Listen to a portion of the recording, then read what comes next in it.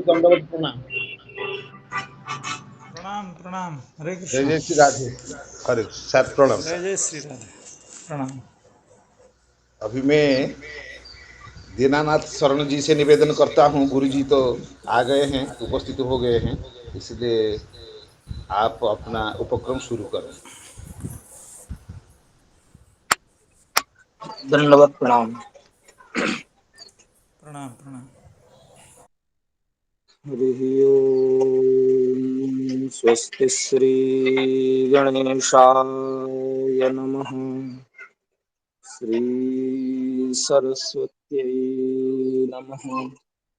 श्री सद्गुरुचरण कमलेभ्यो नमः।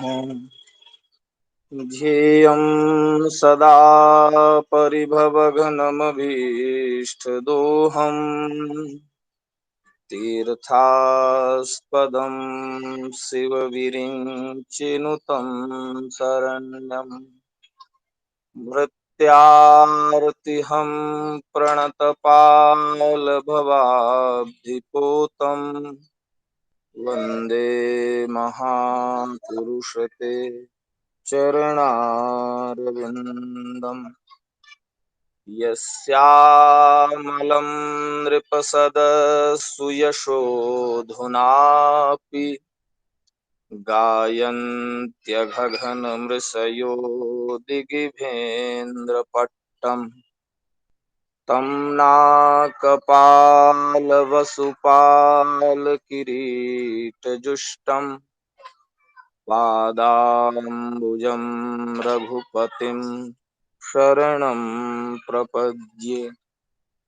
यः स्वानुभावमखिलश्रुतिसारमेकम् अध्यात्मदीपमतितितीरशतां तमोऽन्धम् संसारिणां करुणयाः पुराणगुह्यम् तं व्याससूनुमुपयामि गुरुं मुनीनाम्।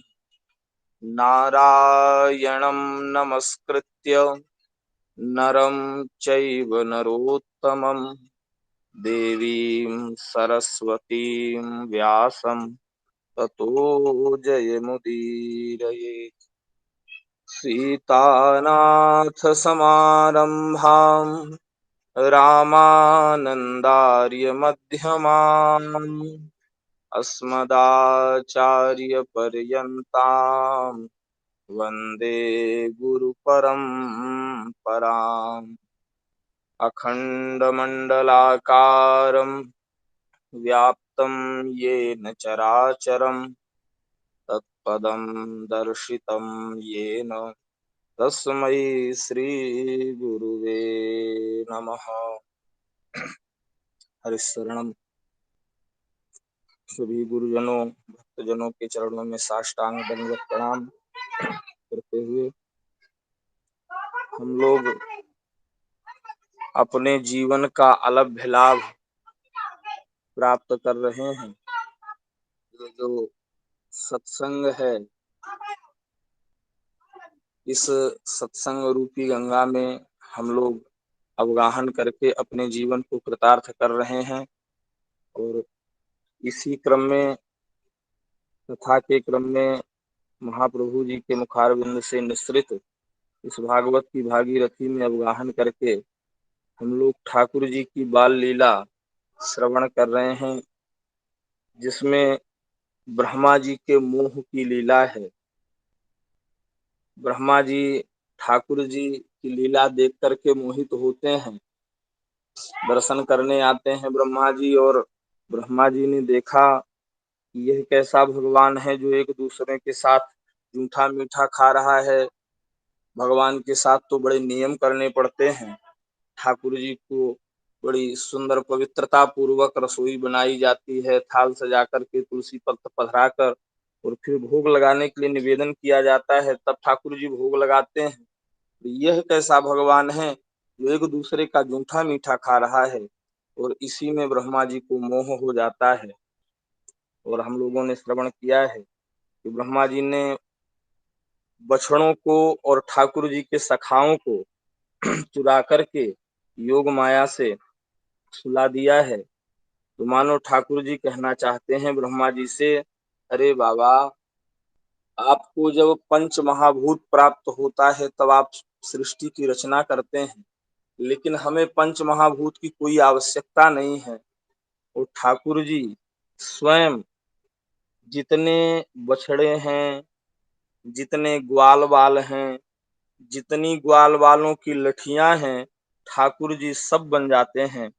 और तत्तद्वत्सान् पथं नीत्वा तत्तद्गोष्ठे निवेश्य सः तत्तदात्मा भवत् राजंस तत्तत् सद्म प्रविष्टवान। जो बछड़े जहाँ के हैं, ग्वाल जिस घर के हैं, ठाकुर जी वहां प्रविष्ट होते हैं। महाप्रभु जी के मुखारविंद से हम लोगों ने श्रवण किया कि ठाकुर जी को प्राप्त करके गोपियां स्नेहस्नुतस्तन्यपयः सुधासवम् मत्वा परम ब्रह्म सुतान पाययन। गोपियां, एक भाव तो यह है कि गोपियों के मन में ऐसा लगता है मानो साक्षात पर ब्रह्म ही उनका स्तनपान कर रहा हो। और वास्तव में ऐसा है ही, क्योंकि ठाकुर जी ही आज उनके पुत्र बन करके आए हैं। और एक बहुत ही अच्छी लीला हम लोगों ने श्रवण करी महाप्रभु जी के मुखारविंद से कि यह कामना केवल गोपियों के ही मन में नहीं है कि ठाकुर जी हमारे पुत्र बन करके आते। केवल यह कामना गौओं के मन में ही नहीं है कि ठाकुर जी हमारे पुत्र बन करके आते। यह कामना भगवान के भी मन में है, ठाकुर जी के भी, नंद नंदन के मन में भी है कि हम भी इन गोपियों के पुत्र बन करके इनका स्तनपान करते। और इस बात को प्रमाणित करने के लिए महाप्रभु जी ने ब्रह्मा जी की स्तुति का एक श्लोक सुनाया। अहोति धन्या ब्रजगोरमण्यः स्तन्यामृतम पीतमतीव ते मुदा यासाम विभो वत्सतरात्मजात्मना यत्तृप्तयेद्यापि न चालमध्वराः। तो इसमें जो शब्द आया है स्तन्यामृतम पीतमतीव ते मुदा, प्रसन्न होकर के भगवान गोपियों का स्तनपान कर रहे हैं, गोपिकाओं को आनंदित कर रहे हैं, उनके ऊपर भगवान कृपा कर रहे हैं। तो इस बात से यह बात सिद्ध होती है कि यह कामना भगवान के मन में भी है कि हम गोपियों के पुत्र बने। और क्यों न हो, ठाकुर जी तो प्रेम के वशीभूत रहने वाले हैं। प्रेम की रीति रंगीलो ही जाने, प्रेम की रीत तो ठाकुर जी ही जानते हैं। जैसी कामना भक्त के मन में होती है, उसी प्रकार की कामना भगवान के मन में भी होती है। क्योंकि भक्त और भगवान के बीच कोई अंतर नहीं है। भक्ति भक्त भगवंत गुरु चतुर नाम बपु एक, ये चारों एक ही हैं। तो ऐसी कामना ठाकुर जी भी करते हैं। और उसके बाद हम लोगों ने श्रवण किया कि गोपिकाएं ठाकुर जी जब पधारते हैं तो गोपिकाएं ठाकुर जी की सेवा करती हैं, स्नान कराती हैं, उनका श्रृंगार करती हैं, भोजन इत्यादि कराती हैं। और ठाकुर जी ठाकुर जी भी अपनी स्वाचरितैः प्रहर्षयन्, अपनी लीला से ठाकुर जी भी उन गोपिकाओं को प्रसन्न करते हैं। उनको प्रसन्न करने के लिए अपनी लीलाएं भगवान करते हैं।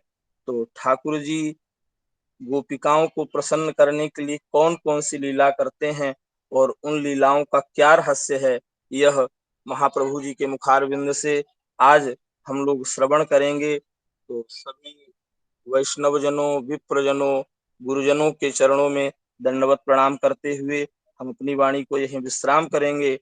और अनंत श्री विभूषित श्री नरोत्तम महाप्रभु जी के चरणों में बार बार दंडवत प्रणाम करते हुए निवेदन करेंगे कि भगवान की अतीव मधुर अति मधुर लीलाएं श्रवण करा के हम सबको कृतार्थ करें। पूज्य महाप्रभु चरण। ॐ अज्ञानतिमिरान्धस्य ज्ञानाञ्जनशलाकया चक्षुरुन्मिलितं येन तस्मै श्री गुरवे नमः। श्रीचैतन्यमनोभीष्टं स्थापितं येन भूतले स्वयं रूपः कदा मह्यं ददाति स्वपदान्तिकम्। वन्देऽहं श्रीगुरो श्रीयुतपदकमलं श्रीगुरून् वैष्णवांश्च श्रीरूपं साग्रजातं सहगणरघुनाथान्वितं तं सजीवं साद्वैतं सावधूतं परिजनसहितं कृष्णचैतन्यदेवं श्रीराधाकृष्णपादान् सहगणललिता श्रीविशाखान्वितांश्च। हे कृष्णा करुणा सिंधो दीनबंधो जगत्पते गोपेश गोपिका कांत राधाकांत नमोस्तुते। तप्त कांचन गौरांगी राधे वृंदावनेश्वरी वृषभानुसुते देवी प्रणमामि हरिप्रिये।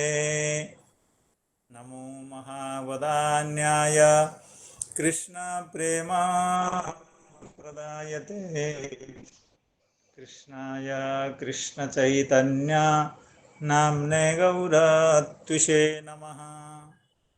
वाञ्छाकल्पतरुभ्यश्च कृपासिन्धुभ्य एव च पतितानां पावनेभ्यो वैष्णवेभ्यो नमो नमः। जय श्री कृष्ण चैतन्य प्रभो नित्यानंद श्री अद्वैत गदाधर श्रीवासादि गौरभक्तवृंद। हरे कृष्ण कृष्ण कृष्ण हरे हरे हरे राम राम राम हरे हरे। नमो विष्णुपादाय कृष्णप्रेष्ठाय भूतले श्रीमते भक्तिवेदांत स्वामिन्निति नामिने। नमस्ते सारस्वते देवे गौरवाणी प्रचारिणे निर्विशेष शून्यवादी पाश्चात्य देशतारिणे। सायंकालीन इस कथा सत्र में समुपस्थित समस्त संतजनों वैष्णवजनों भक्तजनों विद्वज्जनों श्रीमद्भागवत कथा रसपिपासु सुधीजनों के चरणों में मैं बारंबार अपना विनीत प्रणाम निवेदन करता हूँ। आप सबकी कृपा अनुकंपा से भगवान की कृपा होती है और भगवान की कृपा से हम श्रीमद् भागवत जो कि भगवान का साक्षात वाङ्मयी मूर्ति है उनका श्रवण चिंतन मनन करने का अपूर्व अवसर लाभ करते हैं, जिससे हमारा मनुष्य जन्म सार्थक होने की ओर बढ़ रहा है। सभी संतजनों से यही प्रार्थना, भगवान के श्री चरण कमलों में यही प्रार्थना कि श्रीमद् भागवत कथा में हम सबका मन निरंतर लगा रहे, कथा सुनने की उत्कट इच्छा हो एवं भगवान की लीलाओं का हम आस्वादन कर सकें। अभी हमारे प्रिय मित्र श्री दीनानाथ शरण जी ने कल की कथाओं के सूचना की। आप जब कुछ कहते हैं तो सुनने में बहुत अच्छा लगता है और एक शांति का अनुभव होता है, चित्त की शीतलता, चित्त प्रसन्न हो जाता है।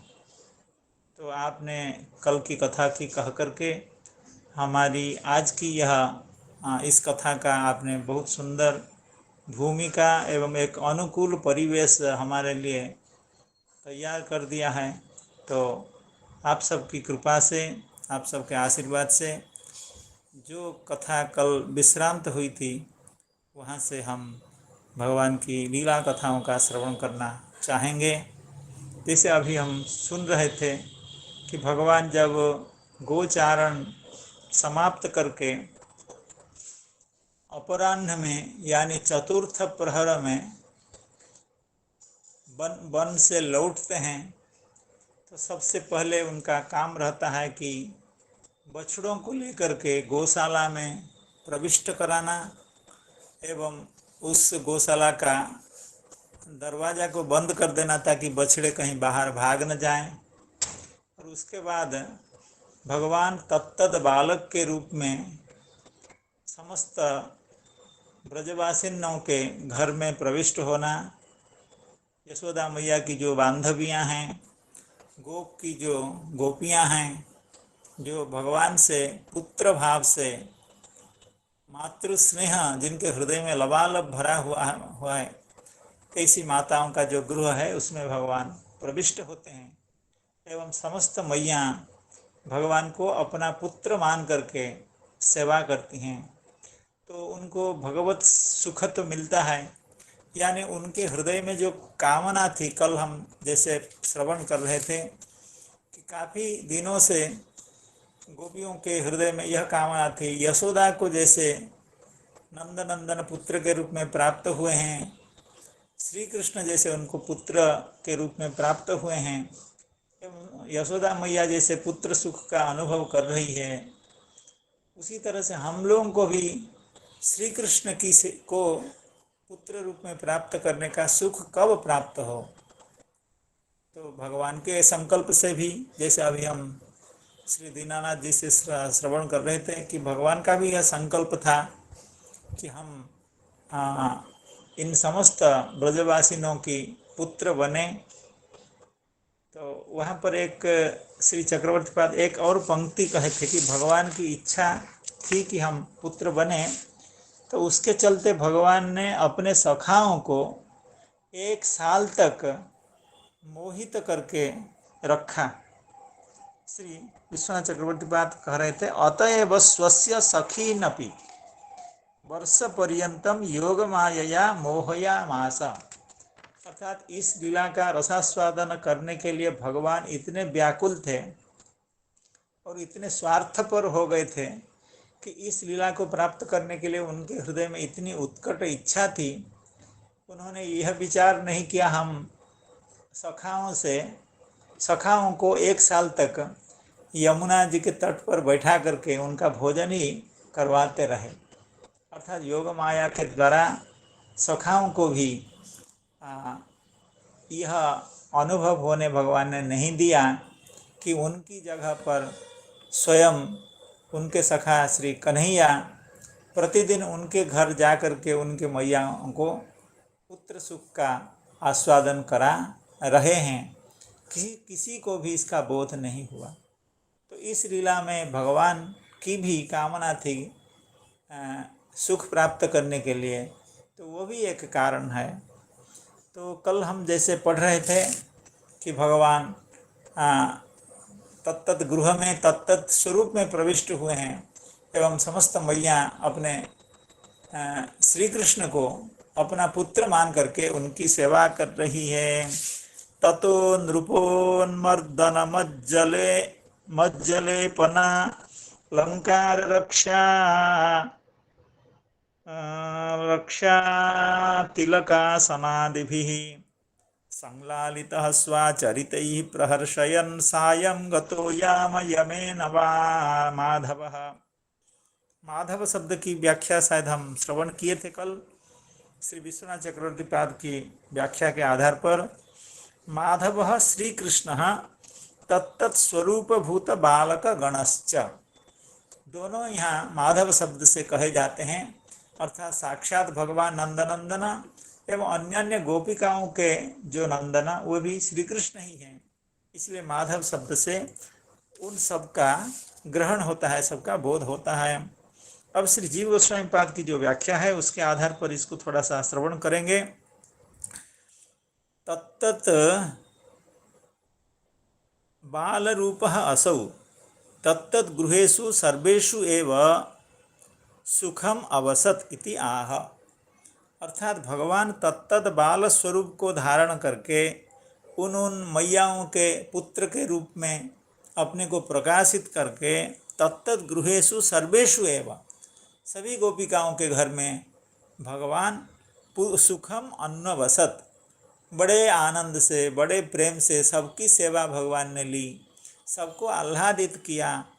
संलालितः स्वाचरितैः प्रहर्षयन्, अपने जो अति विलक्षण चरित्र है भगवान का, उस चरित्र के द्वारा, उस लीला के द्वारा समस्त ब्रजवासियों को आनंदित करते हुए भगवान खुद सुख से अत्यंत प्रेम से उनके घर में 1 साल तक निवास किए। तो याम यमेन, इस शब्द का अर्थ है यामः दिनांत्य प्रहरः, दिन का जो अंतिम प्रहर होता है उसको याम कहते हैं। यद्यपि याम शब्द का अर्थ कोई भी प्रहर है, जैसे 4 प्रहर होते हैं दिन में, 4 प्रहर होते हैं रात को, और उसको हम 4 याम कह सकते हैं। और रात का भी 4 याम, अष्टयाम, 24 घंटे को अष्टयाम या अष्ट प्रहर ऐसा भी कह सकते हैं। लेकिन यहाँ याम शब्द का अर्थ है कौन सा, एक विशिष्ट प्रहर, यानी दिन का जो अंतिम प्रहर, यानी 3 बजे से 6 बजे तक। यामो दिनांत्य प्रहर तस्मिन् यमः, तो याम यम, याम में जो यम है अर्थात अंतिम प्रहर का जो नियम है भगवान का, अर्थात सखाओं का यही नियम है, भगवान का भी यही नियम है। क्योंकि जब वे गोचारण समाप्त करके घर वापस आते हैं तब चतुर्थ प्रहर में ही चले आते हैं। यानी चतुर्थ प्रहर का ये नहीं मतलब है कि चतुर्थ प्रहर के अंतिम छोर पर, लगता है कि चतुर्थ प्रहर के आरंभ में ही, अर्थात 3 बजे तक वहाँ से निकलते हैं, आधा घंटा लगता होगा, 40 मिनट 45 मिनट लगता होगा घर पहुँचने में, या 1 घंटा लगता होगा। 4 बजे तक सभी सखा भगवान के साथ समस्त बछड़ों को लेकर के घर पहुँच जाते हैं।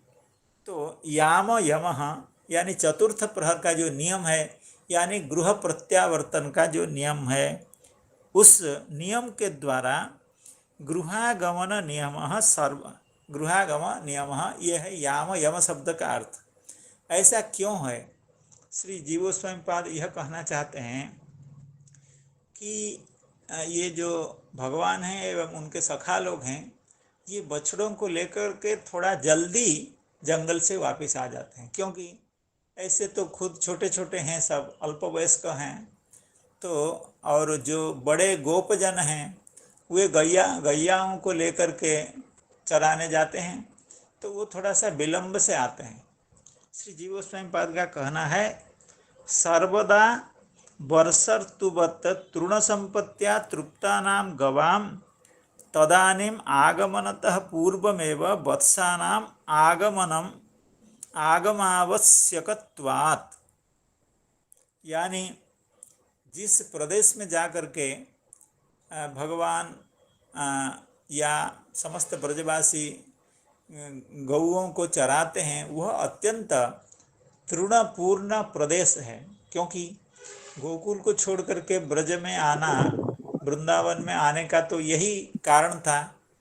यद्यपि कारण तो यह था कि असुरों का वहाँ ज़्यादा उपद्रव था, लेकिन लोगों ने कहा कि यहाँ के जो तृण हैं या गोचारण भूमि है वो धीरे धीरे कम पड़ रही है, इसलिए हम लोगों को ऐसी जगह पर जाना चाहिए जहाँ गौओं को एवं बछड़ों को आहार करने के लिए पर्याप्त मात्रा में हरित घास आदि उपलब्ध हों।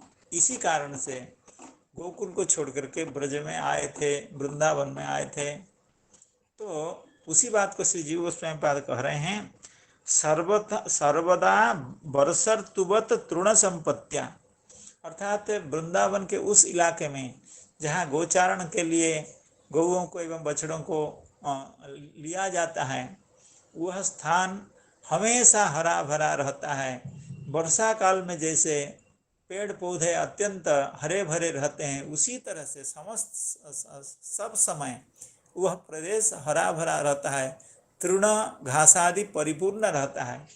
इसीलिए सर्वदा वर्षर्तुवत् तृण संपत्त्या तृप्तानां गवाम, क्योंकि ये जो गौएं हैं वे उस तृण का आहार करके संतुष्ट होकर के शाम को घर वापस आती हैं, यानी तत्त गृह में वो गैया आ जाती हैं। लेकिन उससे पहले ही तदानीम आगमनतः पूर्वमेव वत्सानाम आगमस्य आवश्यकत्वात्, आगम आवश्यकत्वात्, क्योंकि गौओं का बछड़ों के प्रति इतना प्रेम रहता है, इतना स्नेह रहता है, ये स्वाभाविक है। मैयाओं का बालकों के प्रति, गौओं का बछड़ों के प्रति स्नेहाधिक्य ये स्वाभाविक है। तो गौएं जब वापस आती हैं तो सबसे पहले उनको चिंता रहती है अपने बछड़े का दर्शन करना, उससे स्नेह करना, उसको लालन पालन आदि करना, उसको लेहन आदि करना, अपना स्नेह को व्यक्त करना।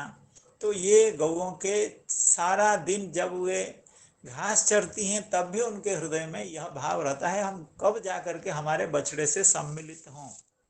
तो इसलिए जब गौएं आती हैं तो उनको तुरंत ही बछड़ों के साथ मिला देना खूब अच्छा होता है। तो इसलिए ये बालक लोग क्या करते थे, पहले ही बछड़ों को लेकर के घर में उपस्थित होते थे। उसी बात को कह रहे हैं कि बछड़ों को लेकर के भगवान अपने सखाओं के साथ पहले वापस आ जाते हैं, जब तक ब्रजवासी बड़े बड़े लोग गौओं को लेकर के जंगल से वापस न आए उससे पहले ही।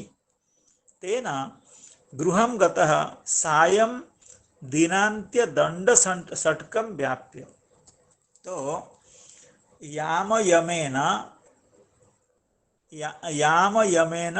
गतः, कहाँ गतः ना गृहं गतः, अर्थात इस याम यम का अर्थ हुआ अंतिम प्रहर में आने का जो नियम, उस नियम के कारण जब भगवान अपने सखाओं के साथ गृह प्रत्यावर्तन करते हैं, प्रत्यावर्तन करने के बाद क्या होता है ना, सायं संलालितः, ऐसा अन्वय श्री जीव स्वयंपाद कर रहे हैं। इसके इस श्लोक के कई तरह की व्याख्याएं हैं, लेकिन हम श्री जीव स्वयंपाद की व्याख्या के आधार पर करते हैं। याम यमेन गतः, अर्थात चतुर्थ प्रहर में वापिस आने का जो नियम है, उस नियम के से बंधे हुए ब्रजबालक एवं भगवान आते हैं। एवं सायं सम्लालितः, सायंकाल वे अपने मैयाओं के द्वारा संलालित होते हैं, आराधित होते हैं। वात्सल्य भाव से, अत्यंत प्रेम पूर्ण हृदय से वे माताएं इन सखाओं के, इन बालकों की सेवा करती हैं। तो आज तो सेवा का मौका है किसका, भगवान की ही सेवा हो। प्रत्येक ब्रजवासी के घर में आज शाम को भगवान की ही सेवा होगी।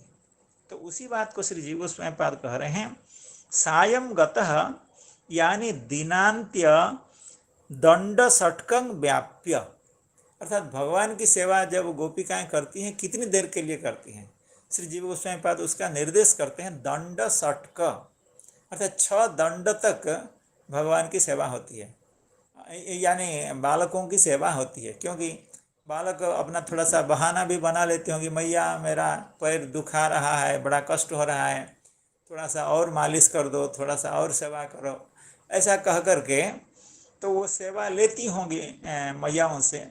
और आज भगवान ही समस्त बालकों के रूप में आए हैं, तो समस्त मैयाओं को भगवान की साक्षात सेवा करने का मौका है। तो उसको बता रहे हैं कि दिनांत्य दंड षट्क, दंड कहने से लगभग 15 मिनट से 20 मिनट तक का समय होता है। मान लीजिए उसको 15 मिनट भी मानते हैं। 6 दंड तक माताएं सेवा करती हैं। 6 दंड का यह अर्थ हुआ कि 90 मिनट तक, यानी 1.5 घंटे तक, क्योंकि भगवान 3 बजे तक वहाँ से वापिस आते होंगे, 4 बजे तक घर पहुँचते होंगे। और पहले तो उनका काम था कि बछड़ों को गौशाला में प्रविष्ट कराना, और मैयाओं का काम था स्तन्यपान कराना।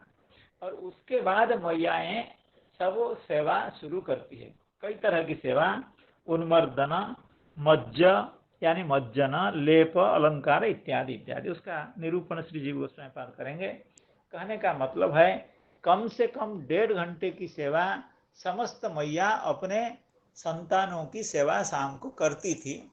तो आज सौभाग्य से श्री नंदनंदन साक्षात उनके पुत्र बन करके जब घर में स्वयं उपस्थित हो गए हैं, तो यह जो दिव्य सौभाग्य है, उस सौभाग्य के कारण 1.5 घंटे से 2 घंटे तक समस्त मैया उन बच्चों की सेवा कर रही हैं, यानी भगवान की सेवा कर रही हैं। तो दिनांत्य दंड षटकं व्याप्य उन्मर्दनादिभिः सम्यक संलालितः, उन्मर्दनादिभिः यानी तैलमर्दनादि, तेल से, सुगंधित तैल से भगवान के अंग को मालिश करना, उनको स्नान कराना प्रभृति जो सेवा है, उस सेवा के माध्यम से भगवान संलालितः, संलालितः का मतलब है सम्यक लालितः मातृभिः, मैयाओं के द्वारा अति प्रेम के साथ संलालित यानी आराधित जो भगवान। तो कहते हैं सम्यक लालितः मातृभिः हे नृप इति पूर्ववत् सर्वत्र ज्ञेयम्। इस श्लोक में एक नृप शब्द भी है, संलालित स्वाचरित ततो नृपोन्मर्दन मज्जलेपनालंकार रक्षा तिलकासनादिभिः। तो यहाँ नृप शब्द जो है उसकी व्याख्या करते हुए श्री जीव गोस्वामी पाद करें, हे नृप इति पूर्ववत् सर्वत्र ज्ञेयम्। इस अंश को मैं ठीक तरह से समझ नहीं पा रहा हूँ। शायद इसका यह अभिप्राय होगा कि जब भगवान अभी उनके पुत्र नहीं बने थे, उससे पहले मैयाएं भी इस तरह से अपने बालकों की सेवा करती थी। आज मौका है बालक के रूप में भगवान की सेवा करना, तो शायद इसी अभिप्राय से करें पूर्ववत् सर्वत्र ज्ञेयम्। और हमारे जो श्रीपाद सनातन गोस्वामी यहाँ नृप शब्द की व्याख्या करते हुए कहते हैं, यथा भवादृशो महाराजस्य पुत्राणाम उन्मर्दनादिकं मातृभिः क्रियते तद्वत् इति भावः। अर्थात हे राजन, जैसे आपके बच्चों की सेवा माताओं के द्वारा होती है, उसी तरह से भगवान की सेवा समस्त गोपियाँ कर रही हैं। यद्वा नृपस्य इव इति, कहने का मतलब है जैसे किसी राजपुत्र की सेवा होती है, उसी तरह से भगवान की सेवा गोपियाँ कर रही हैं। या किसी नृप की सेवा, किसी राजा की सेवा जिस तरह से उसके दास दासी लोग करते हैं, उसी तरह से समस्त माताएं मिल करके अपने अपने पुत्रों की सेवा करते हैं। और आज मौका है कि भगवान की सेवा, तो इस तरह की कई तरह की व्याख्या लोग करते हैं व्याख्याकार।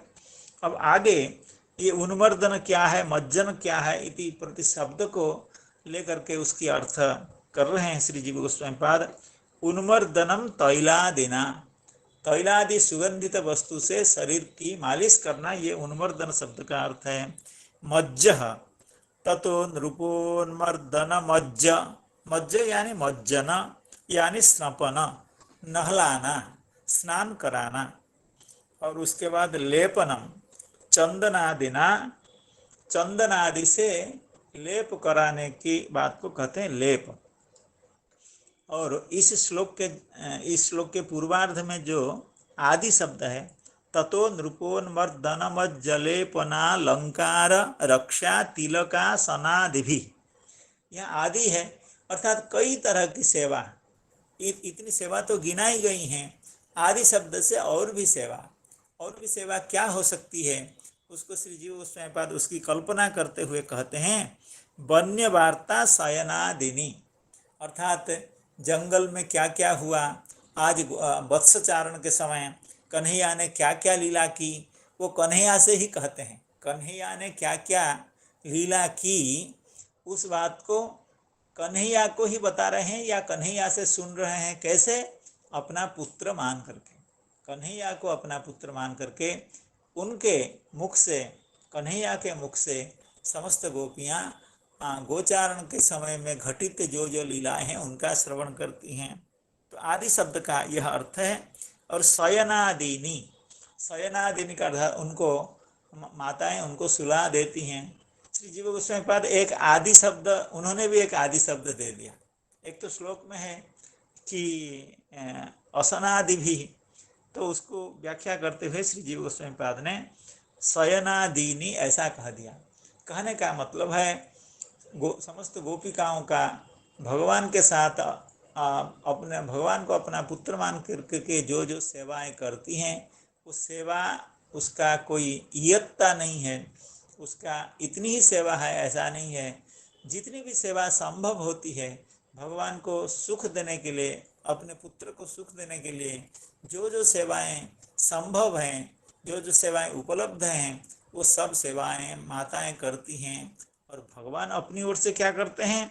स्वाचरितैहि प्रहर्षयन्, समस्त गोपिकाओं को अपने विचित्र लीलाओं के, अपने हाव भाव से, अपनी बातचीत से, अपने बैठने उठने से, समस्त अपने स्वभाव से समस्त गोपियों को आनंदित कर रही हैं। तो इस तरह की व्याख्या श्री जीव गोस्वामीपाद करते हैं। माधव श्रीकांत है इति, श्री विश्वनाथ चक्रवर्तीपाद के माधव शब्द का एक अर्थ व्याख्या हुई थी। श्री जीव गोस्वामीपाद माधव शब्द की व्याख्या करते हुए कहते हैं, क्योंकि माधव का मतलब माया धव, लताया माया धव, माँ की धव, लक्ष्मी की पति, लक्ष्मी के पति हैं माधव।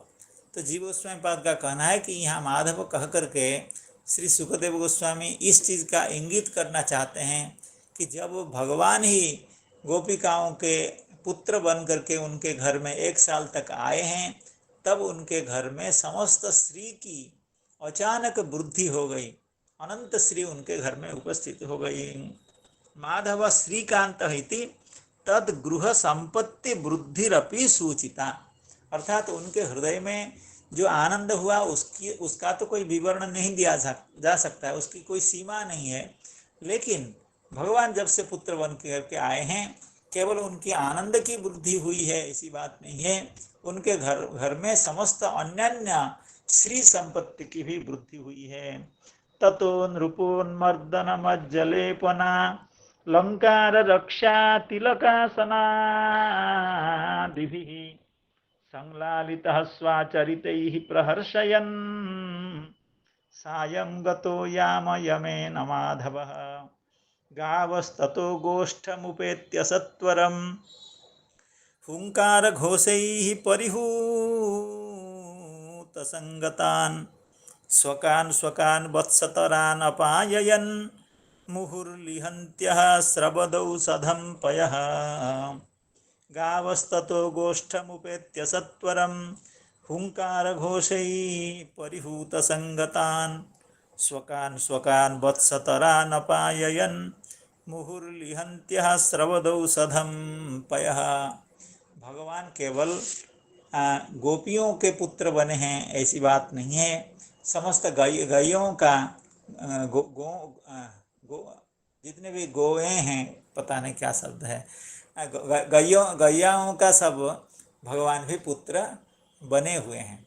तो इन 2 श्लोकों में माताओं का जो भगवान के प्रति व्यवहार एवं जो सुख है उसका निरूपण किया गया, और इस पद्य में गैयाओं का जो सुख है, समस्त गो माताओं का जो सुख है उसका निरूपण इस पद्य में किया जाता है। गावस्ततो गोष्ठमुपेत्य सत्वरं हुंकारघोषैः परिहूतसंगतान् स्वकान् वत्सतरान् अपाययन् मुहुर्लिहन्त्यः स्रवदौ सधं पयः। तो गावः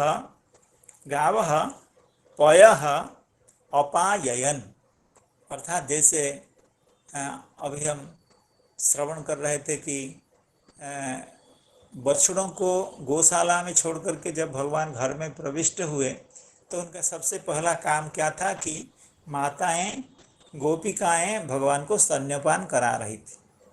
तो गौ माताएं भी वैसा ही करती हैं, अर्थात समस्त गौ माता भी अपने बछड़ों को सबसे पहले स्तन्यपान करा रही हैं। गावः पयः अपाययन्, कैसे? मुहुर्लिहन्त्यः, अर्थात अपने जिह्वा से, अपने मुख से समस्त बछड़ों को चाट करके प्रेम से उनको जैसे लग रहा कि उनको निगल जाएंगी, इतना प्रेम गौओं का गौ माताओं का अपने बछड़ों के प्रति है। मुहुर्लिहन्त्यः स्रवदौ सधम स्रवदौधसम, उनका जो औधस है यानी स्तन्य है, दूध है, वो अपने आप झर रहा है। अर्थात बछड़ों के मुख स्पर्श से पहले ही उनके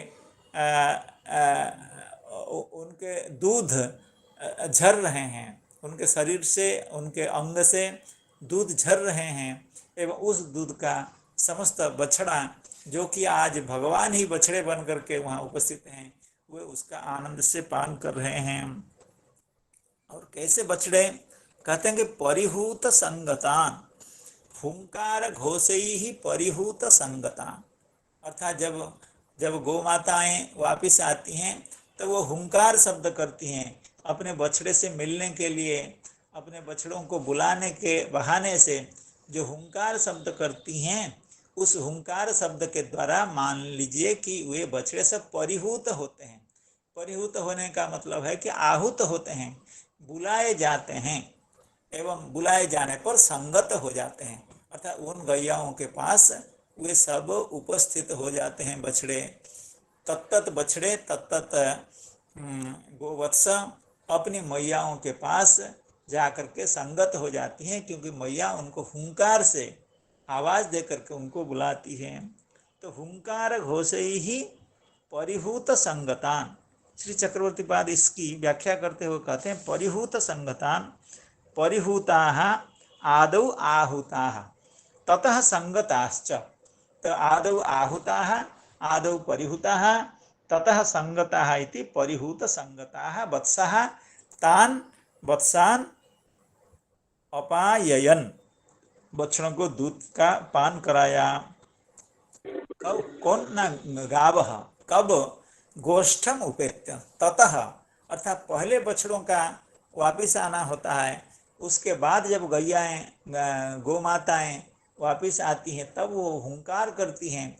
उस हुंकार का श्रवण करके वो वत्स अपने अपने वत्स उनके पास पहुंच जाते हैं एवं उनको चाटते हुए, उनको आदर करते हुए, स्नेह करते हुए वे गौ माताएं उनको स्तन्यपान कराती है। गावस्ततो गोष्ठम उपेत्य सत्वरम हुंकार। तो गौ माताएं जब जंगल से आती हैं तो उनका सत्वरम यानी पहला काम उनका था कि बछड़ों को बुला करके उनको स्तन्यपान कराना। किन बछड़ों को? ना स्वकान स्वकान, क्योंकि ऐसा नहीं कि देखिए अनंत बछड़े हैं, अनंत गौ माताएं हैं। तो गौ माता, जब कोई भी गौ माता हुंकार करती है, अपने बछड़े से मिलने के लिए शब्द करती है, तो उनका खुद का संतान ही उपस्थित होता है, दूसरे का बछड़ा वहाँ उपस्थित नहीं होता है। हम लोग एक बाल्यकाल में एक पद्य पढ़े थे, तो ऐसा था, यथा धेनु सहस्रेषु वत्सो विन्दति मातरम पूर्व जन्म कृतम कर्म कर्तारम अनुगच्छति। संसार में अनंतानंत प्राणी हैं, सब प्राणी अपना अपना कर्म कर रहे हैं। कोई अच्छा कर्म कर रहा है, कोई बुरा कर्म कर रहा है, कोई बढ़िया कर्म कर रहा है, विविध प्रकार के कर्म व्यक्ति कर रहे हैं।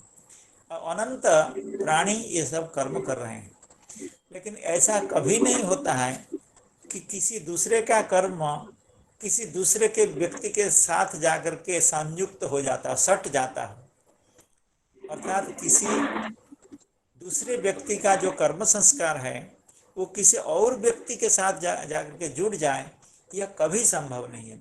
ये इस संसार की व्यवस्था बनाने वाले जो भगवान हैं, वो इस संसार को इतने व्यवस्थित ढंग से बनाए हैं कि ऐसा कभी नहीं होता है कि किसी व्यक्ति का कर्म संस्कार किसी दूसरे व्यक्ति के साथ जाकर के जुड़ जाता है ताकि उस कर्म के कारण उसको वह फल भोगना पड़ता है। ऐसा नहीं होता है। तो उसके उदाहरण में वो कवि क्या कह रहे हैं, यथा धेनु सहस्रेषु वत्सो विन्दति मातरम। हजारों गायें हों, लाखों गौ माताएं हों और लाखों बछड़े हों, लेकिन फिर भी जब गौ माता हुंकार करती है तो उन्हीं का बछड़ा उनके पास उपस्थित होती है। अर्थात उन्हीं का बछड़ा, उसी गौ माता का बछड़ा वो जाकर के स्तन्यपान करता है, दूसरे गौ माता का बछड़ा जाकर के करता नहीं है। यथा धेनु सहस्रेषु वत्सो विन्दति मातरम पूर्व जन्म कृतम कर्म कर्तारम अनुगच्छति। इसीलिए सावधान हो जाना है हम लोगों को। ऐसी गलत फहमी में हम लोग न रहें, ऐसी भ्रांत धारणा में हम न रहें कि हम कोई खराब काम कर रहे हैं तो उसका फल कोई दूसरा भोग कर लेगा और दूसरे के अच्छे कर्म का फल हमको मिल जाएगा। ऐसा संसार में कभी नहीं होता है। इसीलिए सावधान होकर के हम लोगों को अच्छा अच्छा कर्म करना चाहिए, भगवान की भक्ति करनी चाहिए और अपकर्म से दूर रहना चाहिए। भगवान की भक्ति करते करते अपकर्म से हम लोग खुद ही दूर हो जाते हैं, अपने आप उसके लिए अलग प्रयास करना नहीं पड़ता है।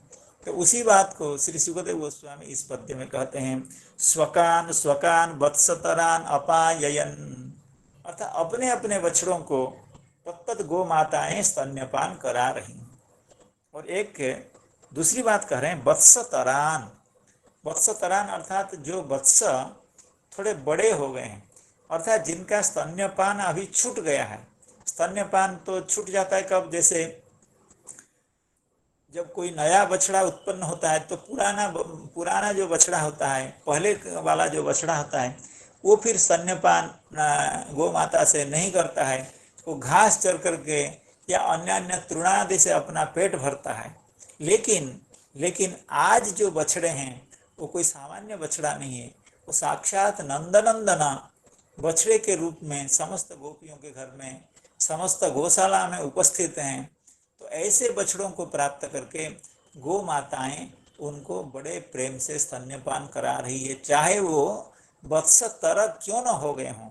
अर्थात उनका दूध पीना चाहे भले ही छूट गया हो या उसके बाद कोई नया बछड़ा भले ही गौ माता का उत्पन्न हो गया हो, लेकिन गौ माता ऐसे भी बछड़ों को स्तन्यपान कराती हैं जो अब वत्स तरह हो गए हैं, यानी बड़े वत्स हो गए हैं। स्वकान स्वकान वत्सतरान अपाययन मुहुर्लिहन्त्यः, बार बार चाट रही हैं। उनके अंग के प्रत्येक अंश को, प्रत्येक अवयव को गौ माता चाट रही है और इधर स्तन्यपान करा रही, एक समय दोनों क्रियाएं कर रही हैं। मुहुर्लिहन्त्यः स्रवदौ सधम पयः, स्रवत जो औधसा अर्थात अपने आप जो दूध झर रहा है, अनायास जो दूध झर रहा है उसका पान करा रही है। यहाँ लिहन्त्य जो एक व्याख्याकार हैं वो कहते हैं ये आर्ष प्रयोग है, क्योंकि लिह धातु भुआदि अदादि गणीय है, द्वितीय गणीय है, तो वहाँ नुम नहीं होता है। सप्शन और नित्यम इस सूत्र से नुम नहीं होता है, तो लिहन्त्य यह जो नुम है ये आर्ष प्रयोग है। इस तरह की व्याख्या वे देते हैं श्री गंगाधर सहाय जो अन्वितार्थ प्रकाशिकाकार हैं। अब इस श्लोक को समझने के लिए हम लोग श्री जीव गोस्वामी पाद की जो वैष्णव तोषणी व्याख्या है उसका श्रवण करेंगे। गवाम च तथैव स्नेह विशेषम आह, अर्थात जैसे गोपिकाओं का स्नेह विशेष अपने पुत्रों पर था, क्योंकि नंदनंदन ही उनके पुत्र बन करके आए हैं, अपने पुत्र के ऊपर तो स्वाभाविक स्नेह होता ही है, और जब नंदनंदन ही पुत्र बन करके आए हों तो उस समय उनके स्नेह की सीमा का कौन वर्णन करें। तो इसी बात को श्री जीव गोस्वामी पाद कह रहे हैं, गवाम च तथैव स्नेह विशेषम आह, जिस तरह से मैयाओं के हृदय में स्नेह विशेष था उसी तरह से गौओं के हृदय में भी अपार स्नेह अपने बछड़ों के प्रति था, क्योंकि साक्षात नंदनंदन ही उनके बछड़े बन के आए हैं। गवाम च तथैव स्नेह विशेषम आह गाव इति स्वकान स्वकान इति स्वेषाम एव निकट प्राप्तत्वात्, क्योंकि जब गौ माताएं आह्वान करती हैं, जब जब जब जब घोष करती है, जब राब करती है, अपने संतान को बछड़ों को बुलाती है, तब अपने अपने बछड़े ही आते हैं। इसलिए स्वकान स्वकान इति स्वेषाम एव निकट प्राप्तत्वात्, अपने अपने बछड़े ही उनके पास आए हुए होते हैं। ममता संबंधेन अतिशयाच्च, तो अपने बछड़े के प्रति गौ माता का अतिशयित प्रेम होता है, इसलिए वही बछड़ा उनके पास आकर के उपस्थित होता है। उसका लेहन करते हुए गौ माता क्या करती है, उनको स्तन्यपान कराती है। वत्सतरान वृद्धिम गतान अपि वत्सान, यद्यपि बड़े हो गए हैं बछड़े, अब उनको दूध पीने की ज़रूरत नहीं है, और उसके बाद दूसरा भी बच्चा आ गया है, दूसरा भी वत्स आ गया है, फिर भी ऐसे जो बड़े बछड़े हैं उनको भी स्तन्यपान करा रही हैं। इस बात को अगले भी प्रकरण में ऐसा कहा गया है, समेत्य गावोधो वत्सान वत्सवत्योप्यपाययन् वत्सवत्योपि वत्सान अपाययन्, अर्थात जिनके पास जिन गौ माताओं को बछड़ा नया बछड़ा उत्पन्न हो गया है, वत्सवत्यः अपि, यद्यपि वे गौ माता वत्सवती हैं, फिर भी अपने जो पुराने बछड़े हैं, जो ज्येष्ठ वत्स हैं, उनको भी स्तन्यपान करा रही हैं। औधसम आपीन भरम, यानी पूरे स्तन्य को, अर्थात जितना भी दूध उनके शरीर में होता है, उनके अंग में होता है, सब स्तन्य को पान कराना चाहती है। औधसम आपीन भरमिति तदीय सर्वपयः श्रवणारंभाभिप्रायेण। श्री जीव गोस्वामी पाद का कहना है, जब से नंदनंदन को बछड़े के रूप में, अपने संतान के रूप में गौ माता प्राप्त की हुई है, तब से उस बछड़े के सानिध्य से ही उसका तदीय सर्वपय श्रवणारंभाभिप्रायेण, तो उनका उस गौ माता का समस्त दूध अपने आप झर करके बाहर निकल जाने का प्रयास करता है। यानी उस वत्स के प्रति स्नेहातिरेक के कारण, नंदनंदन के प्रति स्नेहातिरेक के कारण बहुकाल से नंदनंदन को पुत्र के रूप में प्राप्त करने की जो कामना थी, स्तन्यपान कराने की गौ माताओं की जो कामना थी, वह कामना आज पूर्ण हो रही है। इसलिए उनके सानिध्य से ही तो उनके सानिध्य से ही स्तन्य अपने आप क्षरित हो रहा है।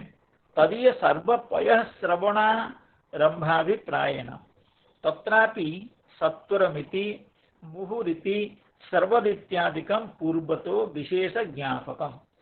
श्री जीव गोस्वामी पाद कह रहे हैं, यहाँ पर जो इस पद्य में जो शब्द, कई शब्द, जैसे सत्वरम, गावस्ततो गोष्ठम उपेत्य सत्वरम, यहाँ जो सत्वर शब्द का प्रयोग किया गया है, और मुहुः शब्द का, मुहुर्लिहन्त्यः एवं स्रवदौधसम, स्रवत औधसम, अर्थात अपने आप दूर झरना, यह इन शब्दों से पहले के स्नेह की तुलना में विशिष्ट स्नेह की बात कही जाती है।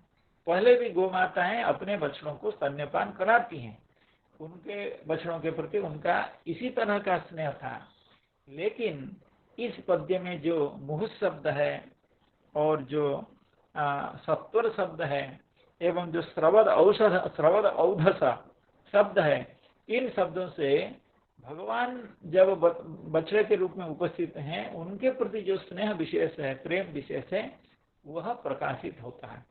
इसको हम आगे के श्लोक में श्रवण करेंगे कि पहले के प्रेम और आज के प्रेम में क्या अंतर है, क्योंकि वो जो गौ माता का जो बछड़ा है, वो तो कहीं से भी नहीं लगता है कि नंदनंदन है, श्री कृष्ण है, ऐसा तो देखने से कहीं से भी कुछ नहीं लग रहा, क्योंकि हम लोग जो पहले श्रवण किए हैं, यावत वत्सपवत् सकाल्पकवपुर यावत करांघ्र्यादिकम, तो उस श्लोक में तो स्पष्ट रूप से कह दिया गया कि ऐसा कोई स्वरूप नहीं था कि जिससे पता चले कि ये मेरा बछड़ा नहीं है, मेरा पुत्र नहीं है, नंदनंदन है, ये श्री कृष्ण है, ऐसा तो कुछ पता चलने वाला नहीं था।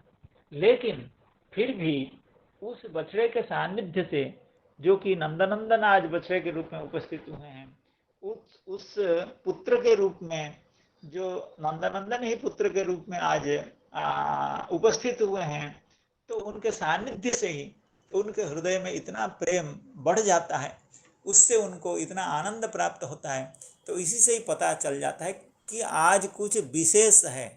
तो इसी विशेषता को समझाने के लिए, इसी विशेषता को ज्ञापित करने के लिए श्री सुखदेव गोस्वामी परमहंस चक्र चूड़ामणि श्री सुखदेव गोस्वामी महाराज इस श्लोक में इस तरह के शब्दों का प्रयोग करते हैं।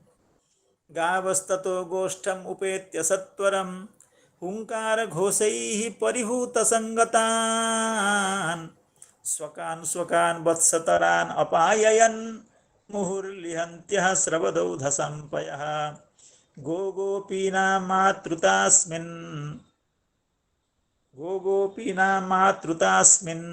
आसीत् स्नेहर्धिकां विना पुरोवदास्वपि हरे स्तोकता मायया विना। गोगोपीनां मातृतास्मिन् आसीत् स्नेहर्धिकां विना पुरोवदास्वपि हरे स्तोकता मायया विना।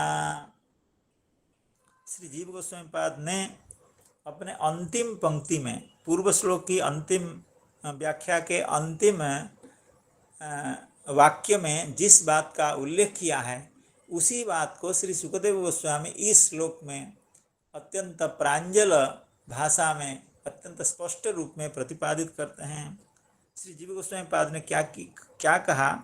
यह कहा कि तत्रापि सत्वरमिति मुहुरिति स्रवद इत्यादिकम पूर्वतो विशेष ज्ञापकम।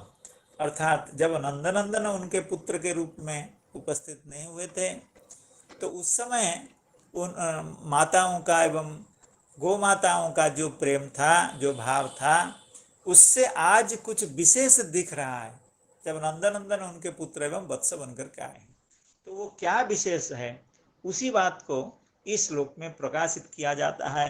गो गोपीना मातृतास्मिन् आसीत् स्नेहर्धिकां विना पुरोवदास्वपि हरे स्तोकता मायया विना। कहते हैं गवाम अस्मिन् मातृता आसीत्, अर्थात समस्त गैयाओं का, गोमाताओं का, समस्त गोमाताओं का भगवान नंदनंदन में स्नेह था, क्योंकि वे उनके पुत्र बनकर के, बछड़े बनकर के आए हैं। और गोपियों का भी भगवान के प्रति स्नेह था, क्योंकि वे पुत्र के रूप में उपस्थित हुए। गो गोपीना मातृता अस्मिन् आसीत्, अर्थात अस्मिन् श्री कृष्णे नंदनंदने गवाम गोपीनाम च मातृता आसीत्, यानी मातृभाव था, वात्सल्य भाव था। कैसे? पूर्ववत, यानी पूर्ववत। अर्थात जब नंदनंदन संतान बनकर के नहीं आए थे, तब इन बच्चों के प्रति उन माताओं का जो स्नेह था, आज भी उसी तरह का स्नेह है। लेकिन अंतर इतना है, स्नेहर्धिकां बिना, स्नेह की जो रिद्धि है, रिद्धि का मतलब है वृद्धि, अर्थात स्नेह का जो उत्कटता, स्नेह का जो आधिक्य, वो उसमें फर्क था। अन्य समस्त क्रियाओं में कोई इतना फर्क नहीं था। अर्थात अपने पुत्रों के प्रति जैसा व्यवहार था, नंदनंदन के प्रति भी वैसा ही व्यवहार है जब वे पुत्र बनकर के आए हैं। लेकिन स्नेह की रिद्धि अब बढ़ गई है। अर्थात इसको व्याख्याकार लोग बहुत अच्छे ढंग से समझाएंगे, हम लोग उसका श्रवण करेंगे। कहने का मतलब है, समस्त गोपिकाओं का नंदनंदन के प्रति जो भाव था, जो स्नेह था, वो स्नेह अपने पुत्र के प्रति नहीं था। कहने का मतलब है, एक ओर तो नंदनंदन श्री कृष्णचंद्र हैं, दूसरे ओर तत्त पुत्र हैं, श्रीदाम सुबलादि गोपिकाओं के पुत्र हैं। तो वो किसके प्रति माताओं का भाव ज़्यादा था? ना नंदनंदन के प्रति, श्री कृष्ण के प्रति इनका प्रेम ज़्यादा था। अर्थात पुत्र के प्रति जो प्रेम, उससे भी ज़्यादा प्रेम नंदनंदन के प्रति था, सभी गोपिकाओं का। लेकिन आज की स्थिति यह है कि पूर्ववत यद्यपि स्नेह है, अर्थात पहले जैसे अपने बच्चों के प्रति स्नेह होता था, आज भी उसी तरह का है। लेकिन पहले के स्नेह में आज के स्नेह में अंतर यह है, स्नेह की रिद्धि पहले नहीं थी, स्नेह का आधिक्य नहीं था, अर्थात अपने पुत्र के प्रति भी स्नेह का प्राचुर्य वैसा नहीं था जैसा स्नेह का प्राचुर्य नंदन के प्रति था। लेकिन आज से उनका जो स्नेह है वो भगवान के प्रति, अपने पुत्र के प्रति कई गुना बढ़ गया है। तो इस बात को हम लोग भगवान की कृपा से श्री श्रीधर स्वामी पाद की व्याख्या, श्री चक्रवर्ती पाद की व्याख्या के आधार पर श्रवण करेंगे। आज तो समय हो चुका है। गो गोपीनां मातृतास्मिन् आसीत् स्नेहर्धिकां विना, पुरोपदास्वपि हरे स्तोकतामायया विना। हरे कृष्णा कृष्णा कृष्ण हरे हरे, हरे राम राम राम हरे हरे। समस्त